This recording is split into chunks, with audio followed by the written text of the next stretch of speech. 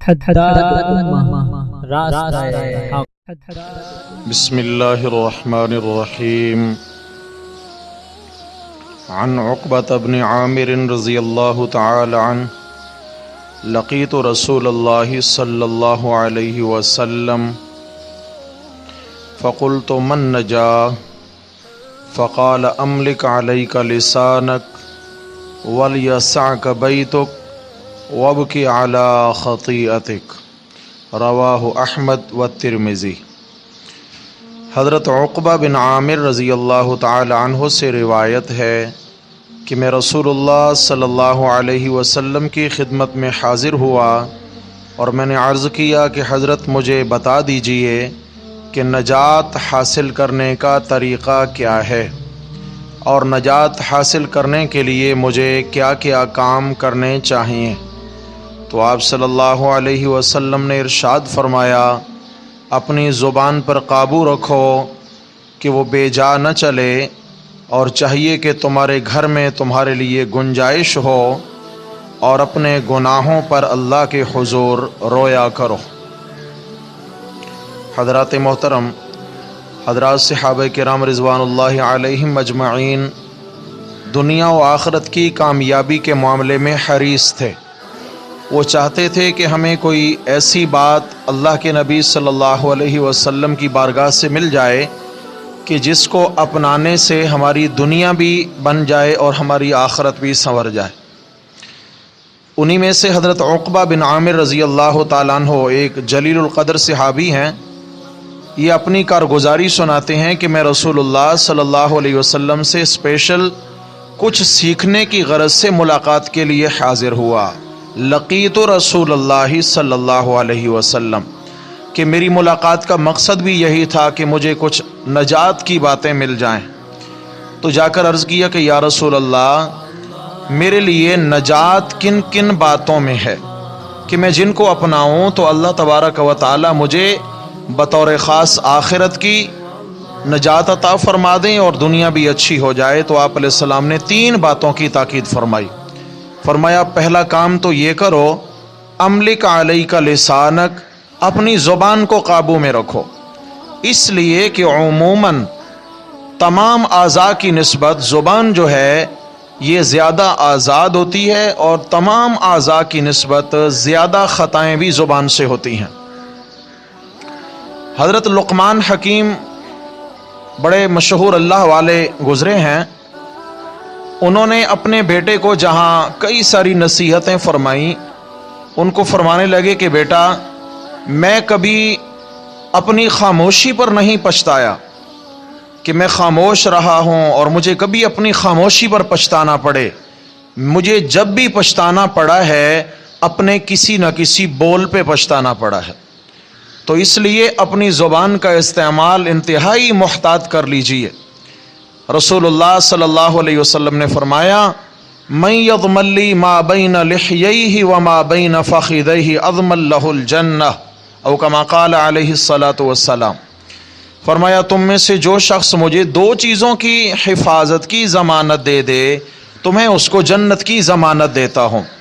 ما بین لحییہ، جو 2 جبڑوں کے بیچ میں ہے، یعنی زبان کی حفاظت کی مجھے کوئی ضمانت دے دے۔ کیا مطلب حفاظت کی؟ اسے کبھی میں غلط استعمال نہیں کروں گا، اسے کبھی اپنے خواہش نفسانی کے معاملے میں استعمال نہیں کروں گا۔ نمبر 2، ما بین فخذی، اور اپنی شرمگاہ کی حفاظت کے معاملے میں کہ میں اس کو کبھی گناہ کی جگہ استعمال نہیں ہونے دوں گا، ناجائز طریقے سے استعمال نہیں ہونے دوں گا۔ فرمایا، جس نے ان 2 چیزوں کی حفاظت کی مجھے ضمانت دے دی، میں اللہ کا رسول اس کو جنت کی ضمانت دیتا ہوں۔ میرے بھائیو، آج دنیا کے معاملے میں کوئی بڑا اگر کہے کہ میں ضامن ہوں، یہ آپ کا کام ہو جائے گا، ہم بالکل مطمئن ہو جاتے ہیں۔ رسول اللہ صلی اللہ علیہ وسلم سے سچی زبان مخلوق میں کس کی ہو سکتی ہے؟ آپ علیہ السلام کے وعدوں سے، آپ کی ضمانت سے سچی ضمانت کس کی ہو سکتی ہے؟ آپ علیہ الصلاۃ والسلام نے 2 اعمال پر مکمل جنت کی ہی ضمانت دے دی۔ لیکن میرے بھائیو، یہ دونوں کام عمومی طور پر مشکل ہیں، اور عمومی طور پر انہی کی وجہ سے انسان گناہوں میں ملوث ہو جاتا ہے۔ آپ علیہ السلام نے فرمایا، املک علیک لسانک، ज़ुबान की हिफाजत करो। नंबर 2, वलियसअक बैतुक, और अपने लिए अपने घर में गुंजाइश पैदा करो। नजात के कामों में दूसरा काम यह है कि अपने लिए अपने घर में गुंजाइश पैदा करो। मतलब बात का यह है कि जब तक कोई शरई मामला ना हो, जब तक कोई आपकी दीनी दुनियावी ज़रूरत ना हो, तो बिला ज़रूरत घर से बाहर मत जाया करो। इसलिए कि बाहर का माहौल किसी न किसी लिहाज से आपको गुनाह में ज़रूर जकड़ लेगा। यानी बग़ैर किसी काम के बाहर चले जाना, घूमना फिरना, बाज़ारों में, गलियों में, चौकों पे बैठना, रास्तों पे बैठना, तो खैर कम और शर के इम्कान ज़्यादा हैं।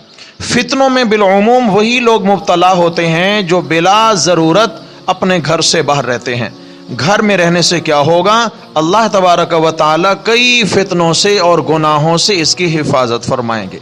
और दूसरा ये फ़ायदा होगा, फरमाया वलियसअक बैतुक, अपने घर में अपने लिए गुंजाइश पैदा करो। यानी जो लोग आपकी घर की चार दीवारी में हैं, उनका भी आप पर हक है, उनको भी वक्त चाहिए आपका, उनकी खिदमत के लिए, उनके मामलात की देखभाल के लिए, उनकी ज़रूरियात को पूरा करने के लिए उनको भी वक्त दिया करो। ऐसा नहीं है कि भाई ज़िंदगी दी तो कारोबार कारोबार कारोबार, दुकान दुकान दुकान, बस दफ्तर दफ्तर दफ्तर, यूं ही ज़िंदगी कट गई। फरमाया नहीं, घर का एक पूरा मुआशरा और माहौल है कि जिसके आप ज़ामिन हैं और उनके हुकूक के मुतालिक बंदे से पूछो नहीं है। तो फरमाया घर को लाजिम पकड़ो जो भी फारिग वक्त मिले। तीसरी वसीयत फरमाई, वबकी अला खतीअतिक, नजात चाहते हो तो अपने गुनाहों पे रोया करो। हजरात मोहतरम, गुनाह है ही ऐसी चीज़ कि उनके होने के बाद बंदे को रोना चाहिए, इसलिए कि गुनाहों के ज़रिए बंदा जहन्नम की आग अपने लिए भड़काता है और यही इंसान के जलने का सबब है, यही इंसान के खसारे और नाकामी का सबब है। तो फरमाया कि गुनाहों की आग अगर ठंडी होगी तो वो आंसू के कतरों से होगी। आप सल्लल्लाहु अलैहि वसल्लम ने फरमाया, जो अल्लाह के खौफ की वजह से मक्खी के सर के बकदर कतरा आंसू अपनी आंख से बहाता है और उसके रुखसार पे वो कतरा आंसू टपक पड़ता है, आप अलैहिस्सलाम ने फरमाया बस अल्लाह की रहमत को जोश आता है और उसकी खातिर जहन्नम की आग को ठंडा करने के लिए ये आंसू का कतरा ही काफ़ी हो जाएगा। तो इसलिए फरमाया अपने गुनाहों पर रोया करो। अब हालात, वाक़यात, मामलात ऐसे हो गए कि हमारे दिल सख्त हो गए, रोना नहीं आता, रोना चाहते हैं मगर रोना नहीं आता। इतना ज़्यादा दुनिया में हमारे दिल मुनहमिक हो चुके हैं। तो आप सल्लल्लाहु अलैहि वसल्लम ने फरमाया, या अय्युहन्नास सुबको, लोगो रोने की कोशिश करो, रोवो, खलवतों में रोवो, इल्लम तबकू फतबाको, फरमाया अगर रोना ना आए तो रोने जैसी शक्ल बनाओ, फिर भी अल्लाह ताला करम फरमा देंगे। रोने जैसी शक्ल बनाओ, इंशाअल्लाह रोने जैसी हयत बनाएं, शक्ल बनाएं, मांगने में रोने जैसी हयत बनाएं, अल्लाह रब्बुल इज़्ज़त कभी फिर क्या है कि दिल की तार जो है वो छेड़ देंगे इंशाअल्लाह, और फिर दिल नरम होगा, आंखें बह पड़ेंगी, काम हो जाएगा इंशाअल्लाह ताला। हज़रात मोहतरम, अर्ज़ करने का मकसद ये है कि ये तीनों काम इंतहाई अहम हैं, तीनों काम इंतहाई अहम हैं। नंबर 1, ज़ुबान की हिफाजत। आप सल्लल्लाहु अलैहि वसल्लम ने सहाबा किराम से फरमाया, इस्तहयू मिनल्लाहि हक़्क़ल हया, ए मेरे सहाबा अल्लाह से हया किया करो और हया का हक अदा किया करो। सहाबा किराम अर्ज़ करते हैं, इन्ना लनस्तही मिनल्लाहि वल्हम्दुलिल्लाह, या रसूलल्लाह हम अल्लाह का शुक्र है अल्लाह से हया खाते हैं, हमें तो हया है। आपने फरमाया हया अलग चीज़ है, हया का हक अदा करना अलग चीज़ है। वो क्या है? फरमाया अन तहफ़ज़ अर्रअस वमा वआ, सर की हिफाजत करो और सर के साथ लगे आज़ा की हिफाजत करो, हया का हक अदा हो जाएगा। सर की हिफाजत क्या है कि ये सर अल्लाह के दर के बिना किसी दर पे न झुके, ये सर जो है अल्लाह के हुजूर ही सजदा रेज हो, जिस अल्लाह ने बनाया है उसी के दर पे झुके। ये सर की हिफाजत है, अल्लाह की अमानत है ये सर।